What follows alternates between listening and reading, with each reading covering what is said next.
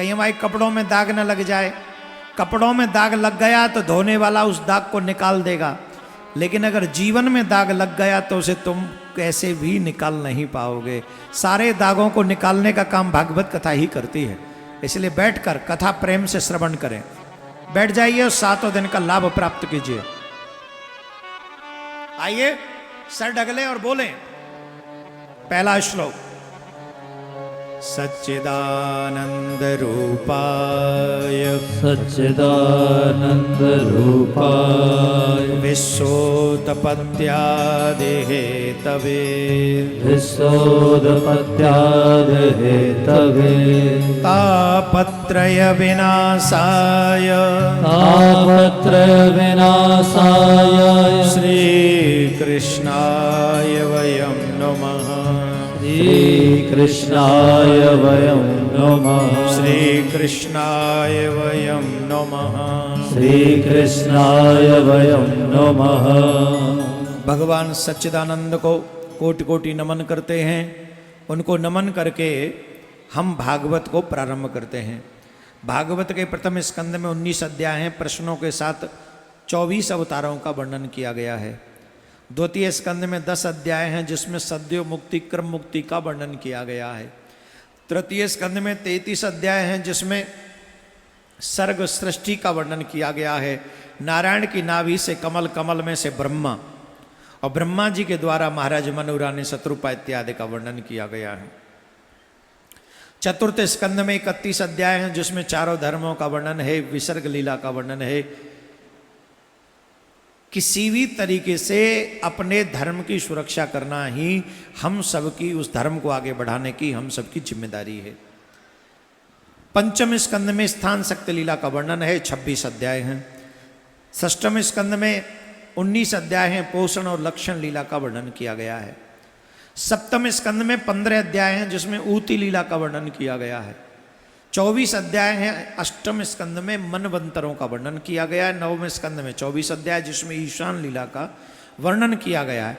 दसम स्कंद में 90 अध्याय हैं और 90 अध्याय जिसमें भगवान के प्राकट्य से लेकर मथुरा की लीला, ब्रज की लीला, पूर्वाद और उत्तराद में दसम स्कंद को कहा गया है।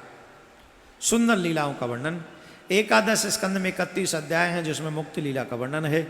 द्वादश स्कंद में 13 अध्याय हैं, आश्रय लीला का वर्णन है। इसमें 12 स्कंद हैं, 335 अध्याय हैं, 18,000 श्लोक हैं। इति संपूर्ण श्रीमद् भागवतः। बोली भागवत महापुराण की। भागवत का अंतिम श्लोक उच्चारण करेंगे सभी मिलकर। नाम संकीर्तनम यस्य नाम संकीर्तनम यस्य सर्व पाप प्रणाशनम सर्व पाप प्रणाशनम प्रणामो दुख समना प्रणामो दुख समना तम नमामि हरिं परम तम नमामि हरिं परम तम नमामि हरिं परम तम नमामि हरिं परम। व्यासी महाराज ने अंतिम श्लोक में कहा है, हे कलयुग के लोगों,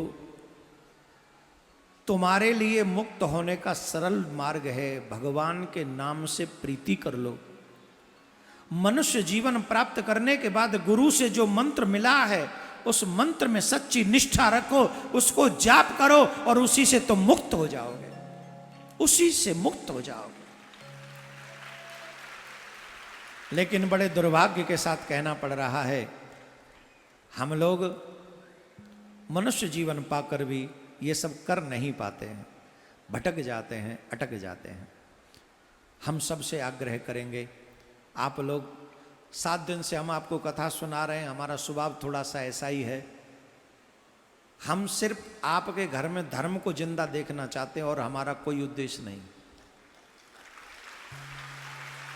हम आपके बच्चों का कल्याण चाहते हैं, हमारा और उद्देश्य नहीं।